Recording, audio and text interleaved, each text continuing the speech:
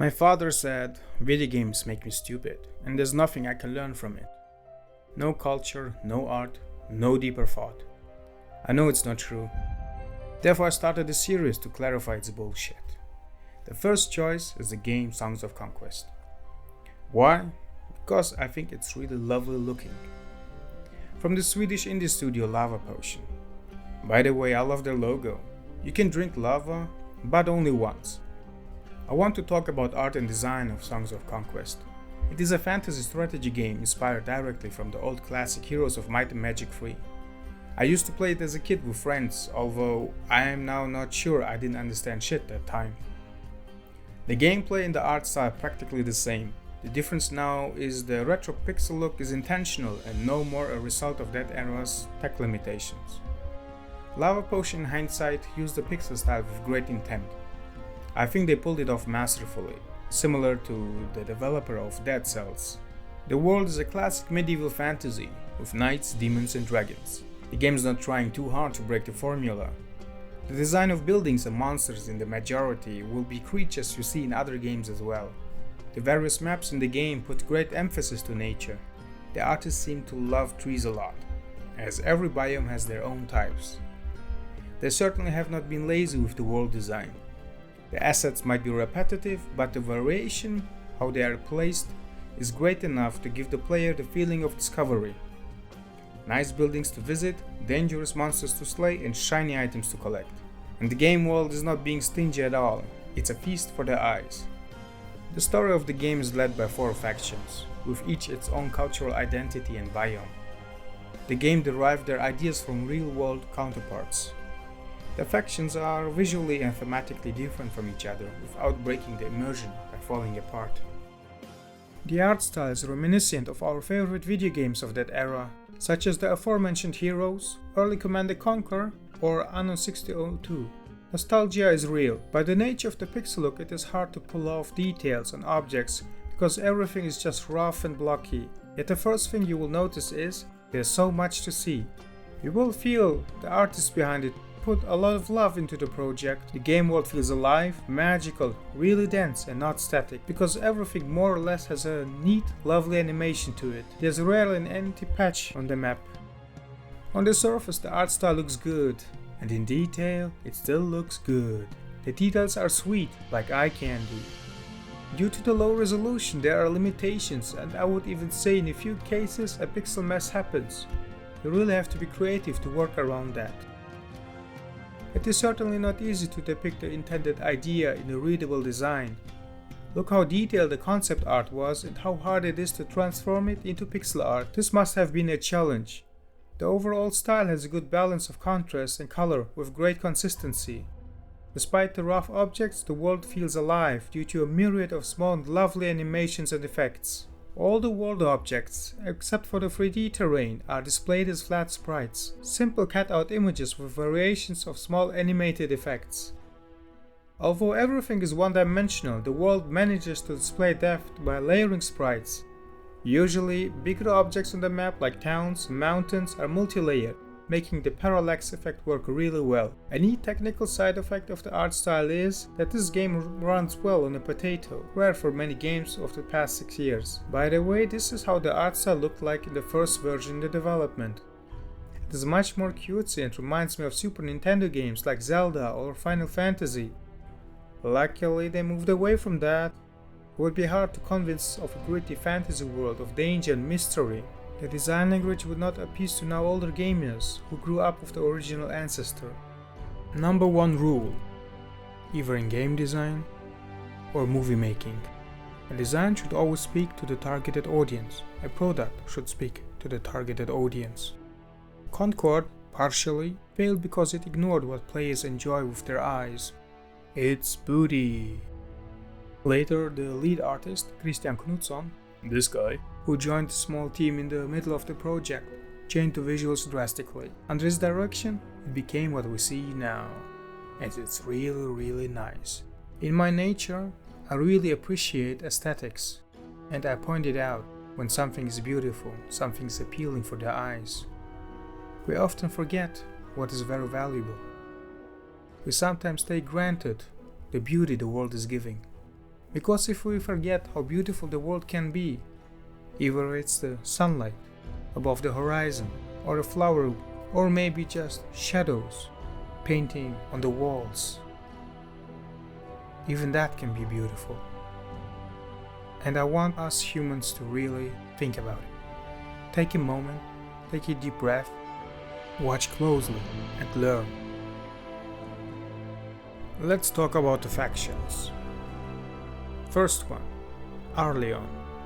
Remnants of an empire now broken up into warring baronies. Human knights ally with the Fey creatures. The Fey is a race inspired by satyrs and druids with a strong Celtic vibe. At least that's what it seems to me. They are the archetypical medieval folks with a bit of fairy fantasy sprinkled here and there.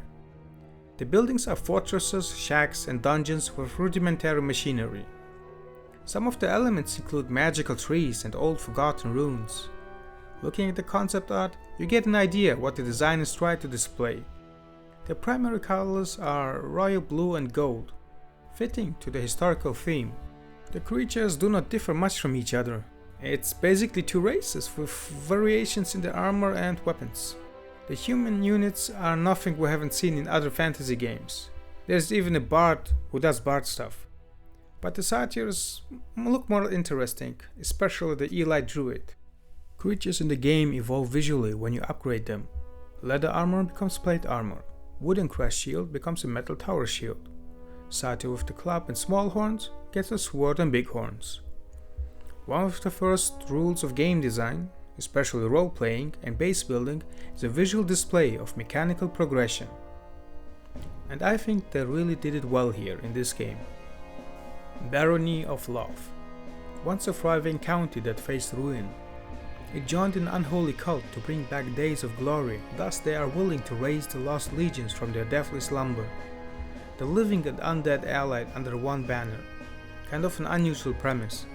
The architecture is here inspired by the Victorian British era, very gothic and aristocratic, fitting to a barony. The violet banner color is typical for undead races like in many other games, most famously Warcraft 3. Thematically, the architecture is closer to Arleon's. Because of the undead, the buildings have an occultist flair. A pentagram, a crypta with ghostly flames and lights. The story of the Barony of Love is that it once was a great nation, but fell into ruins which we can't see. Leveling up a building brings it back to its former construction. The units are macabre looking, for the most part. For example, the toxicologist, a crossbow-wielding plague doctor with poison darts and necromancing priests together with plague rats. Then the classic skeleton warrior. Stronger units are skeleton abominations. This one is a pack of skeletons fused together with a tombstone as if they were crawling out of the grave. A really creepy design. I love it. Then there's the Spectre, a bit boring. Then the Legion, a ghost bound to armor of fallen knights. Check out the variations of the concept art for the cultist. Honestly, anything could have been used, but for gameplay reasons they decided to go for a magic support unit. The third faction is Baria, a gathering of merchants, engineers and scientists, which refuse the monarchy and is ruled by trade and invention. The faction is inspired by the Silk Road in the Arabic Orient, busy markets surrounded by sand and palms. The units of the Baria barely have any fantasy creatures. Mostly humans were inspired by the Ottoman soldiers, except for that one orc brute and a jackal.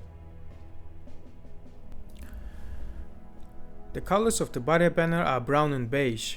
They are oddly not reflected in the color palette of the units, which are mainly turquoise and violet. In general, I do not like the banner at all. I think the other emblems fit much better for a technocratic nation. The main city building is a beautiful oriental palace, similar to the Sultan Ahmed Mosque in Istanbul. Other buildings are from the early industrialization period with the dome roof of Islamic architecture. It makes me wonder, if the Industrial Revolution didn't happen in Europe, would it look like this? The units are, as before mentioned, inspired by Ottoman soldiers, especially the musketeer unit with the turban and salvar, or the hashashin with the saber.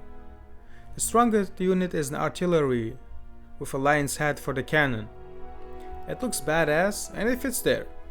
In general, the units are colorful, but boring and have little to offer in visual variety. Almost lazy work. I wish they did a bit more here. Maybe included an elephant. The last but not least faction is Rana, a collection of swamp dwellers finding its beastly powers to rise against enslavement. Lizards, frogs, tortoises, spiders, feathered raptors and even dragons unite here in the jungle. Without knowing the story, it seems odd to me that humans enslaved intelligent, powerful beast folk. Aren't they supposed to be higher on the food chain hierarchy? I don't get it. The architecture cannot really be called architecture in the traditional sense.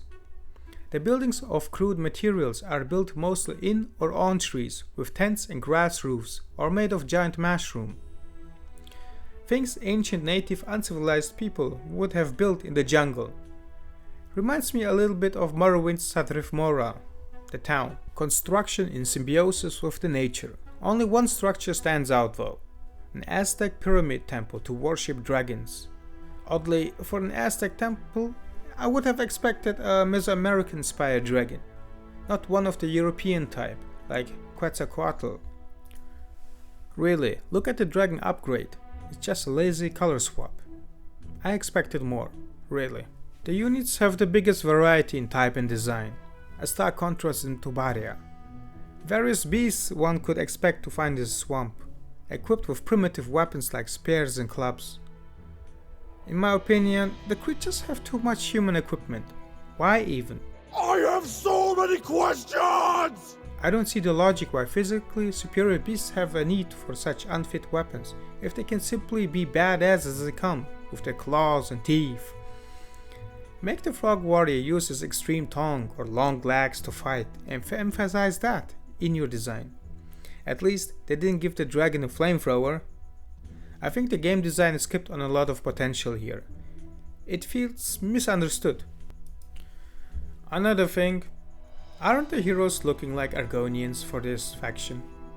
Yes, heroes. Those are the most important units, you can say, which you control in the game. And the variety in the design is what I actually like. The faces are very different, the body types, and yeah, also the races. Looking at one, you could imagine what the specialization of that hero is. Maybe a mage, maybe a necromancer, maybe an archer or whatever guy. I think they pulled it off really well. Unfortunately, the sprites are a little bit hard to read. I hope you enjoyed my video. I hope you enjoyed my perception of the game. I hope I have an audience. I'm not sure if this video will go anywhere. It's my first one ever. Gosh, I procrastinated so hard that I don't even know how to call my channel. Maybe I will figure it out later. Anyway, enjoy it. I hope you did enjoy. And I am open to criticism that I will make it better in the future and faster. Please leave me feedback. You can subscribe. I guess I have to say now subscribe. Damn, I'm not a fucking YouTuber shit or whatever guy. I don't want to be that. But I think it's still like a good way to share ideas. That's why I'm doing that. Thank you.